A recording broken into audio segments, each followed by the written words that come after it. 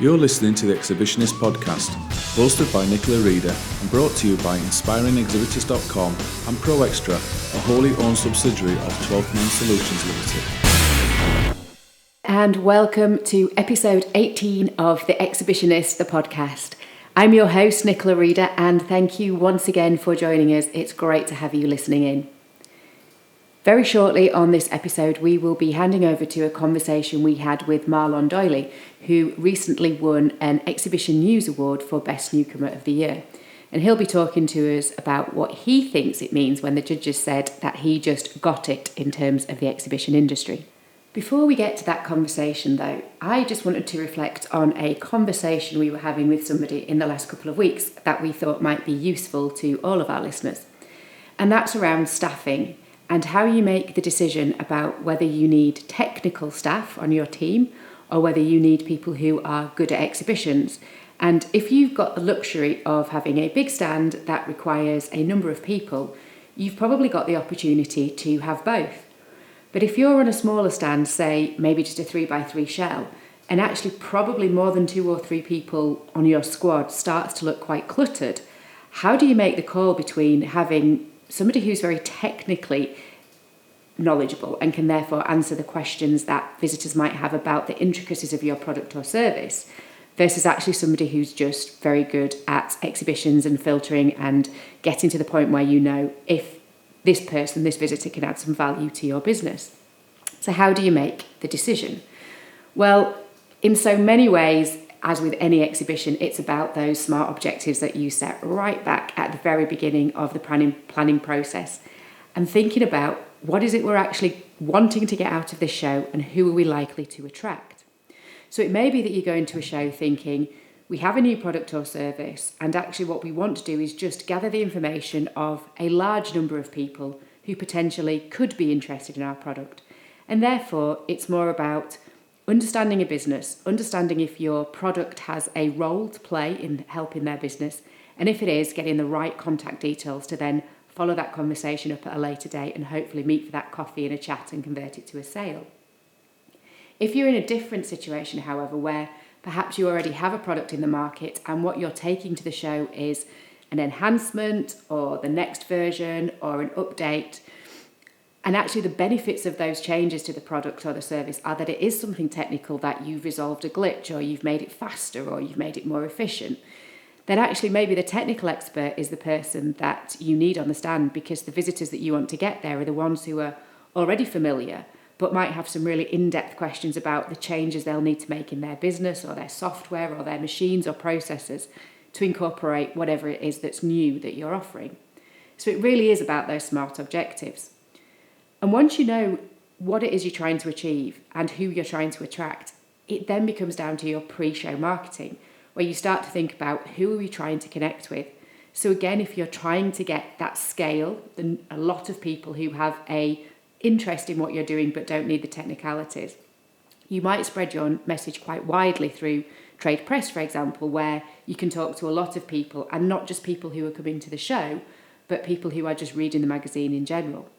But if you're in that much more technical space where you're looking to existing customers or existing users of a similar product who will have that very specific technical information, actually maybe your pre-show marketing then needs to be much more targeted, much more direct to get those people along so that they know that they're coming along to hear and speak to you about something that is significantly going to add value to them and to their proposition. So depending on which objective you've got and what you're wanting to achieve from a show, it will probably help you define exactly the role that you need your squad to play on the stand, and therefore how best you can help train them before the show in terms of opening questions and the filtering process and what people are likely going to be coming and asking you on the stand.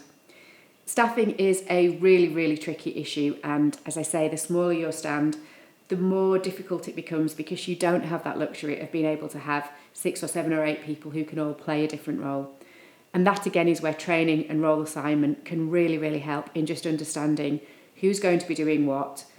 And when we get those questions, whether it's from the press, from social media, from suppliers, from event organisers, from visitors with very technical questions, even if there's only 3 of you in your squad, are you really clear about how you're going to respond to those queries or who you're going to hand that person on to? So hopefully that gives you some inspiration and some ideas about how you can start to balance your squad and who you might need in your stand, depending on what your different objectives are going to be. Staffing is a really, really tricky issue to get right, and sometimes you don't always have the opportunity to choose who's going to be on your stand. But definitely by training and supporting your team before the show, you've got the chance to ensure that you're all on the same page, you're working towards the same objectives, and everybody knows which role it is that they're going to be playing. We definitely help out a lot of our clients with staffing, whether that's providing actual people, boots on the ground, to be at a show for you, or whether it's just some advice on how best to coach and bring out the best of your squad. So if you need any help, please do get in touch with us. We love those workshops where we can come in and help train your team, your squad, so that they're ready for a brilliant day one of the show.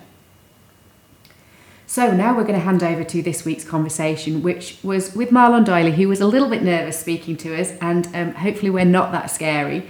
But he recently won an Exhibition News Award for Best Newcomer of the Year, and I think very often we talk to people who've been established in the industry for a number of years and are very confident about their role. And sometimes we can forget that although we're a really close industry, and that's fantastic, for new talent coming in, maybe sometimes it's a little bit difficult and maybe it's a little bit intimidating and for them to find their feet and understand this crazy world that we work in. So hopefully Marlon's going to share with us through this conversation some of the things that he found great about joining the industry, but also some of the things that could maybe help other new recruits into the industry. So enjoy the conversation. So on this week's episode of the podcast, we are delighted to be joined by the award-winning Marlon Doyley, who is Delegate Sales Manager of the London Vet Show, a show that is produced by CloserStill Media. So Marlon, welcome to the show. Yep, hi. So thank you so much for joining us today, Marlon. And before we get into the exciting details of your award win, do you want to just give our listeners a little bit of background introduction to your previous career history and what you do in your current role? As you know, I'm a delegate sales manager for the London Vet Show. So my role essentially is to contact the delegates to invite them along to the show itself. So just to give you a little idea of the people I'm actually contacting, I'll contact, say, various practices to get in contact with the vets, nurses, owners, directors, to invite them along to the show. So at the show, there'll be content there for everyone. So my job is to explain to them what content they'll be able to receive, and to get that, most importantly, to gain the training. So they attend the show to get CPD revalidation. So this is something that's needed in order for them to carry on practicing. If they don't have it, then of course it means that they can't practice. So at our show, they'll be able to get that training, as well as meet various suppliers who have, say, products and services for the practice. Brilliant. And how long have you been in your current role? I have actually just recently moved into that role as of, I believe it was towards the end of March. So before that, my role again was the same, but on a different show, which was the Acute and General Medicine Conference. So it's the same concept, but the target audience, everyone it was that I was contacting, were mainly hospital doctors, as well as registered clinical nurses. Again, the same concept for them to come and get that training that's needed, so they're able to continue to practice, and also meet suppliers who, again, have products and services, say, for the hospitals. So we alluded in the introduction to the fact that you are an award winner, and your most recent award win is with Exhibition News, where you won the Best Newcomer of the Year category. So congratulations on that. Thank you. In the write-up to your awards win, the judges talked about your ability to just get it. So what do you think, in the context of exhibitions and live events, that just getting it actually means? I think it just had something to do with my desire not to give up. I'm a firm believer in try again until you get it right. And I've moved around within the business to different departments, or I've floated between two departments. And it was just a case where I tried something new. It didn't work for me. And then I was then presented with this opportunity.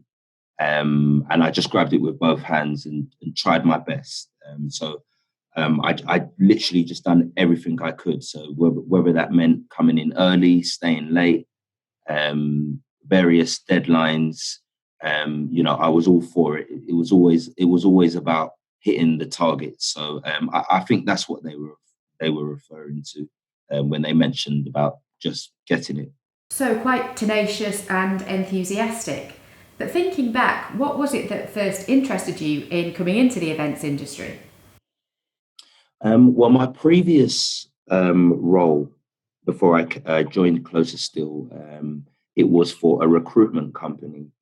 And the recruitment company that it was for nurses.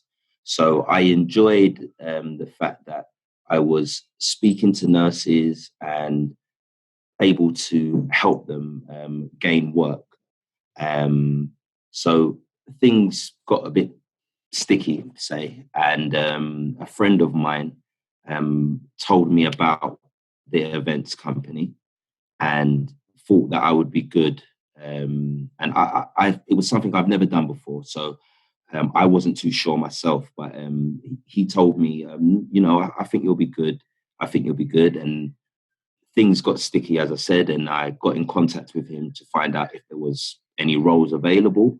At that time, he said there wasn't anything. So I said, just keep me updated. And he called me the next day and said, something's popped up.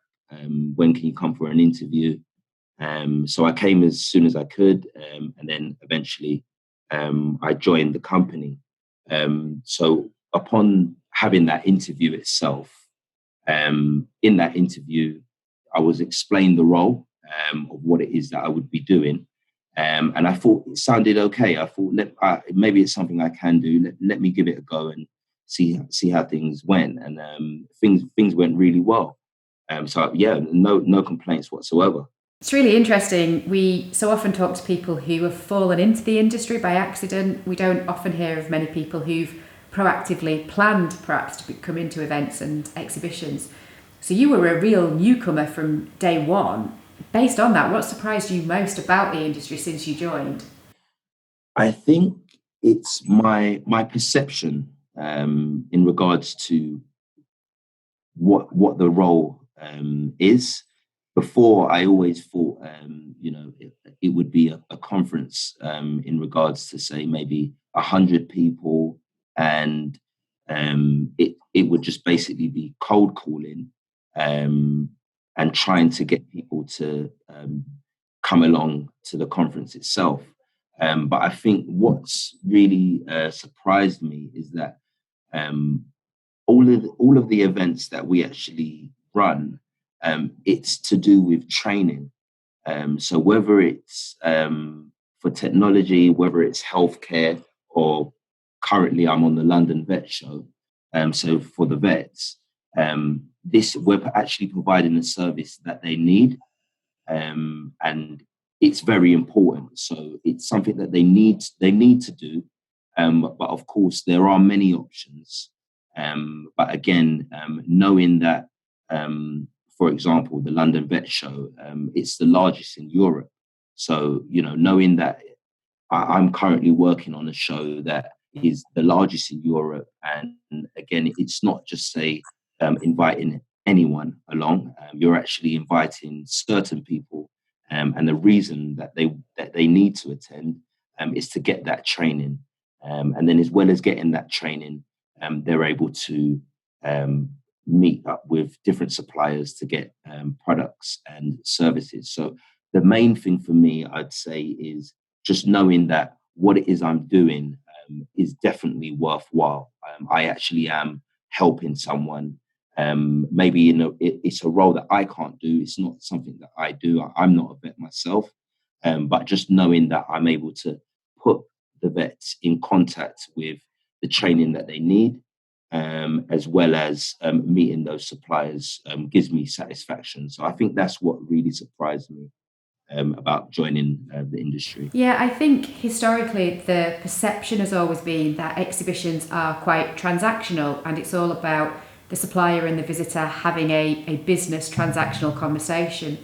But increasingly we're hearing about visitors who want to come along and consume content that is driving knowledge or learning or engagement or education, or even this word edutainment. People want to learn but they want to be entertained at the same time. And certainly festivalisation is a word that's creeping in definitely to the events industry, where people are wanting to consume that content in different ways, and it's really driving a change away from it just being a pure transaction between a visitor and a supplier, and visitors are looking for a much more engaging and prolonged experience at an event or a trade show.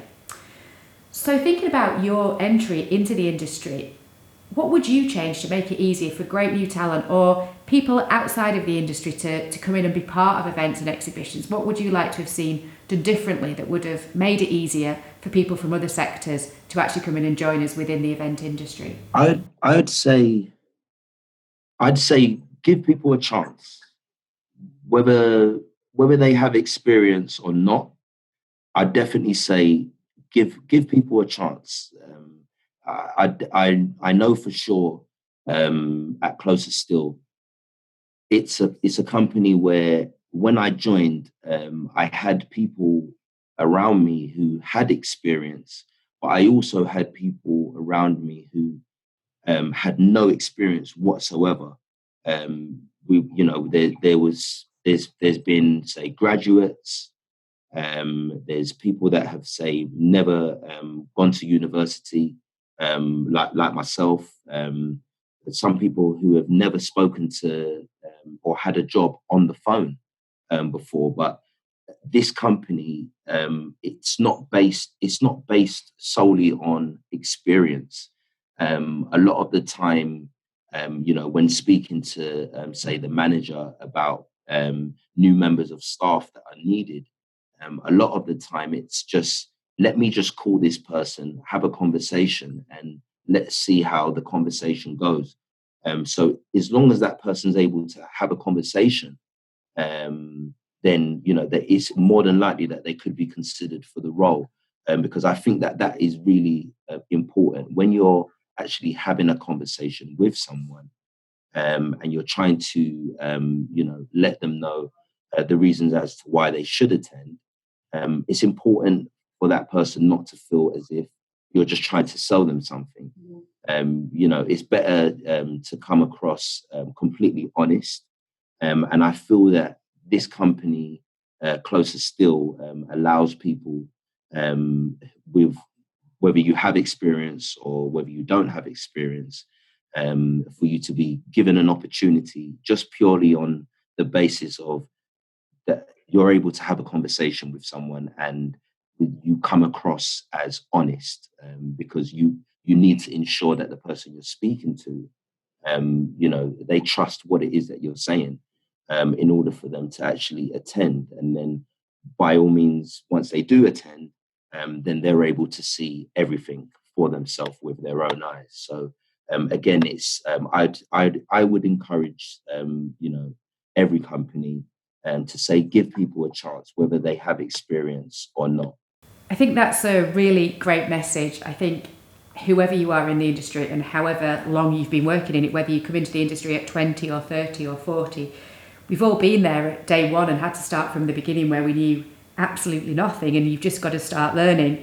And I know CloserStill Media gave you a great opportunity and supported you when you came into the industry to help you learn about some of the little intricacies and things that happen in the events industry. But what advice would you then give to other event organisers who are recruiting new talent from outside our industry that could really help those new recruits and nurture talent and make sure that people are getting the best out of their experience? What would you want event organisers to do to help new people coming into their businesses? It's always best to be open and honest. So when I arrived in the company, the first show that I worked on, my target audience was for GPs and practice managers for one of our events called Health Plus Care.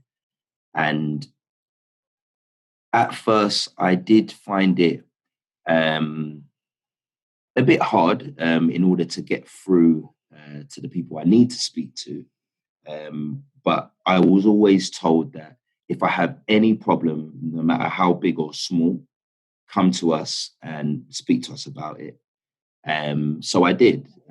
So I've just started and I'm encountering a few issues. So I wanted to speak about those issues and try and get them addressed. And I received a lot of support and help in new ways to improve my calls and the way it is that I deliver my message. And it went really well. So I've never been left alone. I've always had somebody to speak to. And then in doing that, again, as I said, other opportunities did arise. So I then went into the sales department just to help out on one of the magazines. Again, I received a lot of help from one of the. I basically say he's one of my mentors. So I've received a lot of help from him. Then I moved back downstairs, back into telemarketing, again to work on another show. Went back into sales again. And then when I went back into sales, at the time I was planning for my wedding. So it was a bit of a hectic time, and things did get on top of me a little bit. And they could see that. So they didn't say, just push me out the door. They then gave me the opportunity of coming back down into telemarketing to then take up the role of a delegate relationship manager on the acute and general medicine conference. So I've always received a lot of help and support from management, from members of staff, other colleagues. So I've never been alone, and I think that's always something that I would always lean on and say that's really good about the company, that you're never alone. You've always got help, and you can always go to someone. Again, a really crucial point, I think, when we're talking about attracting new talent who might have masses of transferable skills, but actually the event industry can be quite high pressured and we can work to quite tight deadlines. And really, I think your point about the mentoring and support and being open and honest to be able to talk about what's working and what isn't working is really, really important in nurturing that new talent and making sure that we retain those skills in the industry while people learn how to get used to some of the pressures that we put on ourselves and put on our colleagues working in what can be quite a tense environment. So hopefully a word of advice there for any businesses or organisers attracting new talent. Yeah. So it's brilliant to hear you talk so positively about everything that's going well and that you enjoy about your job. But there is always part of anybody's job that is not quite as enjoyable as other parts. So what is it for you that you've maybe thought, that's just not as good as some of the things that I'm doing?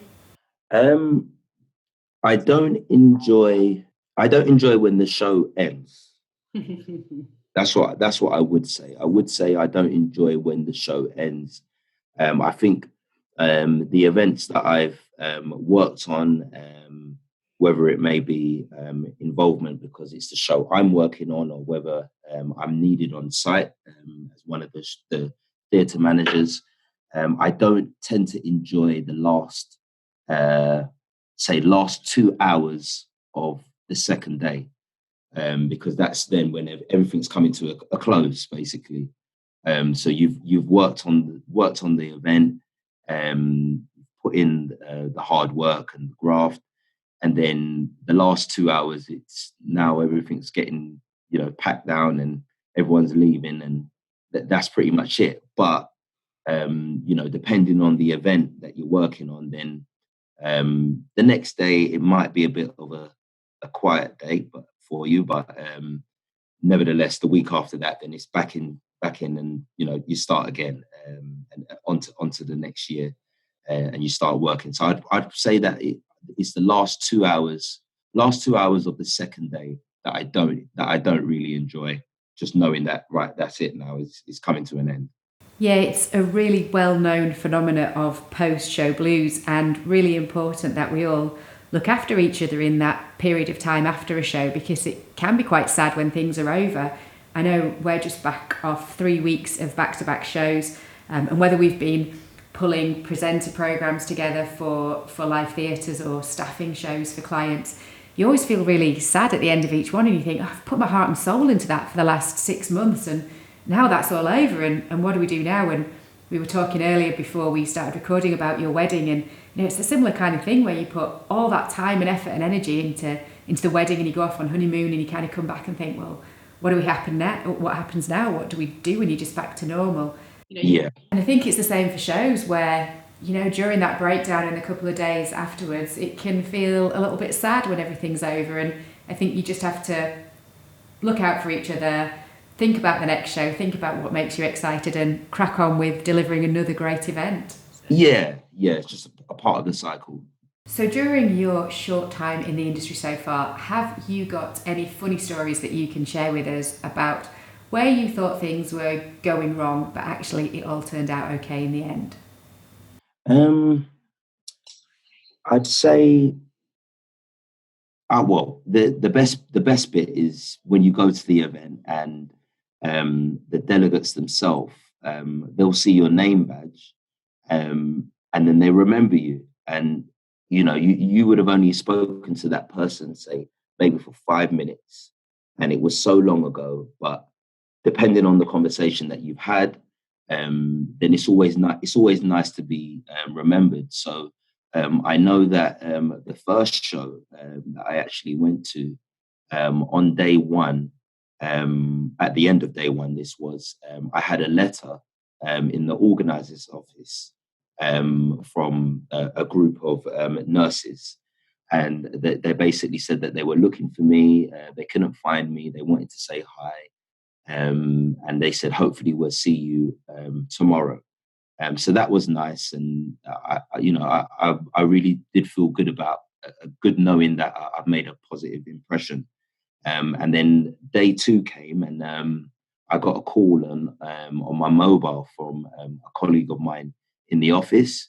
And they had said that the nurses themselves actually called the office line just to let me know that they're actually leaving now and they're at the entrance. So if I could just come and quickly say hi just before they go.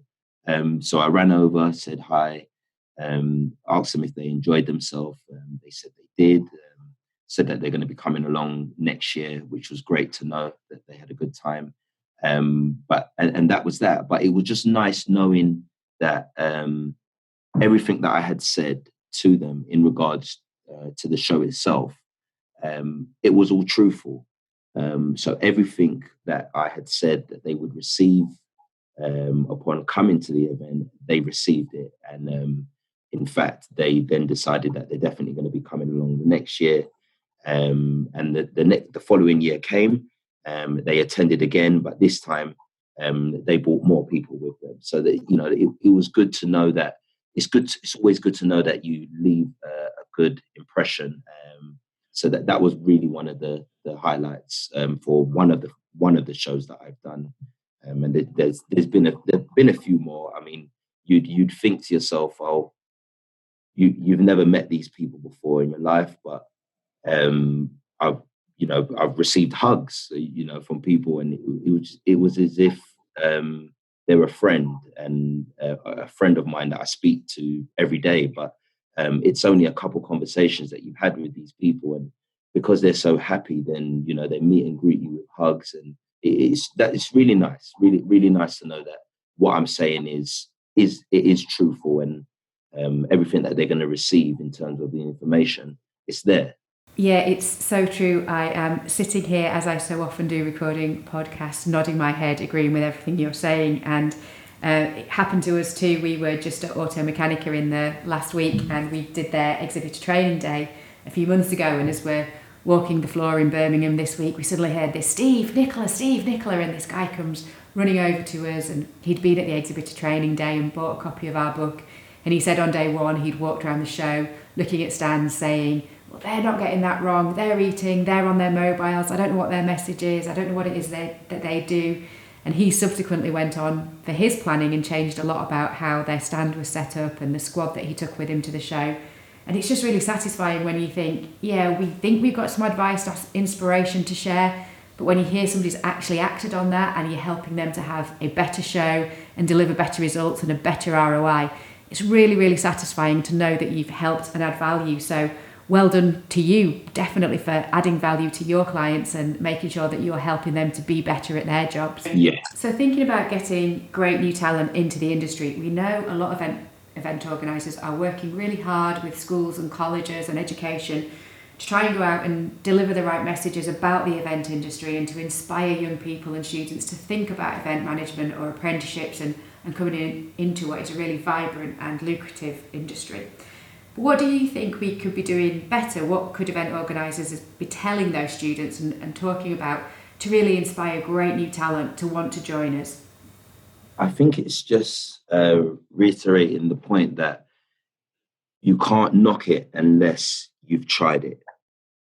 If you try it and it's not for you, then fair enough. But you may try it and it just works.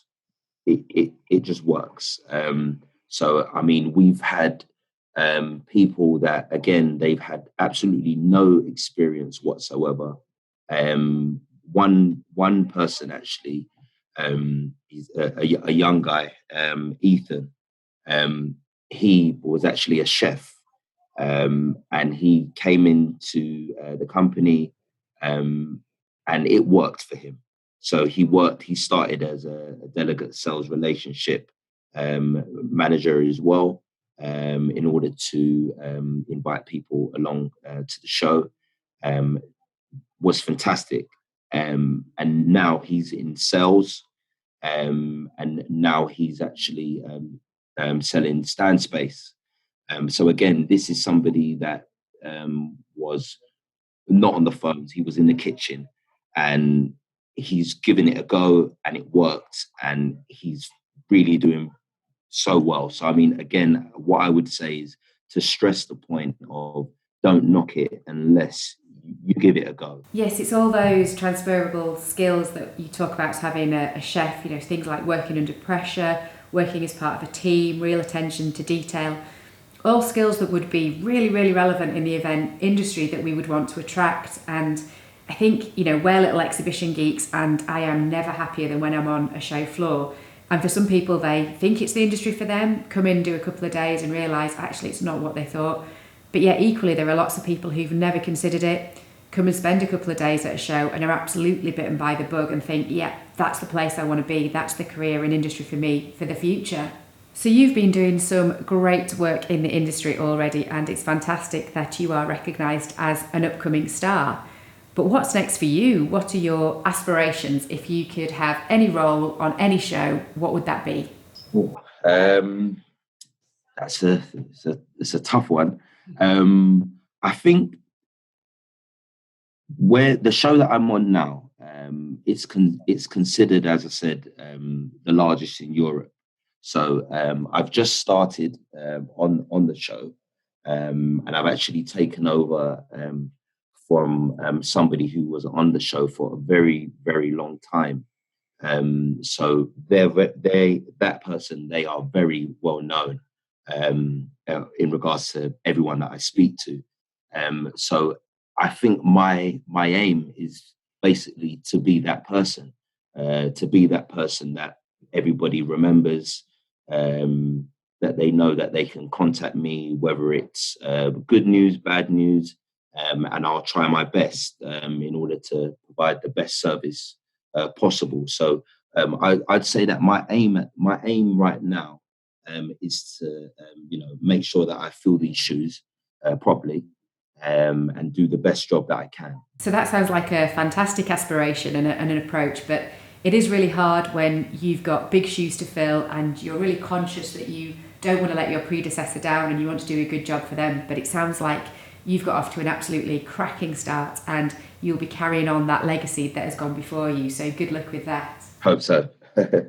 So thanks, Marlon, for a great conversation. It has been really interesting to get some new thoughts and insight. Quite often we speak to people who have been in the industry for a while, so it's really good to hear from somebody who perhaps didn't plan to come into the industry, but hear about their experiences since they joined. So thank you for that. So one final question. Since you joined the industry, you'll have met lots of people, but is there anybody who's been a real inspiration to you and acted as a mentor or given you some great advice that you think would make a good guest for a future episode of the podcast? Yes. So, I mean, I'd say there's a few. I'd say that there's a few. But again, in terms of the roles themselves, it's a mixture. So the first one I would say is my manager, so Michael Gouvier. So he's actually the telemarketing and talent acquisitions manager. And then we've got Alex Jones, who is the marketing director, Sarah Bray, which is a group marketing manager. But yeah, all of them, all of those people that I've mentioned, they've definitely encouraged me in a positive way. So yeah, those would be the people that I would recommend. Wow, so it sounds like you have a fantastic team supporting you there over at CloserStill, and great to hear you have so many mentors and so much inspiration around you. So thank you so much for the conversation today, Marlon. It's been really interesting speaking to you. We will watch your career with interest and do keep in touch. We like to see where this great new talent goes. So hopefully we will have you back on the podcast for a future episode when you're perhaps event director or sales director for one of the big events. But thank you so much for your time today, Marlon. Thank you for having me. Thank you. So an interesting conversation with Marlon there to hear his story about joining the industry. As we said in the conversation, we so often speak to people who have been around for a while and have got some experience. So it was just nice to hear from somebody who is newer in and making their way. And hopefully Marlon didn't sound too nervous, as he told us he was a little bit anxious prior to recording that, but good to give him the chance to speak. So we will be back in a couple of weeks, and on the next podcast we will be talking to Kate Simpson from the Business Design Centre in London. That's a venue that's really well known for its approach to CSR and has been doing some fantastic work in the areas of sustainability and supporting their local community. And I know that as an industry, we're all aware of our impact on the environment in general, and we're all looking at ways to how we can reduce that impact. So it's a really interesting conversation with Kate for event organisers and exhibitors to think about how they can do things differently. So that will be coming up in 2 weeks. So in the meantime, as always, you can find more inspiration and advice by heading over to www.inspiringexhibitors.com. We are getting some great feedback on The Exhibitionist, the book, from all of you. So thank you for your various tweets and emails and calls and texts and everything else that we've had.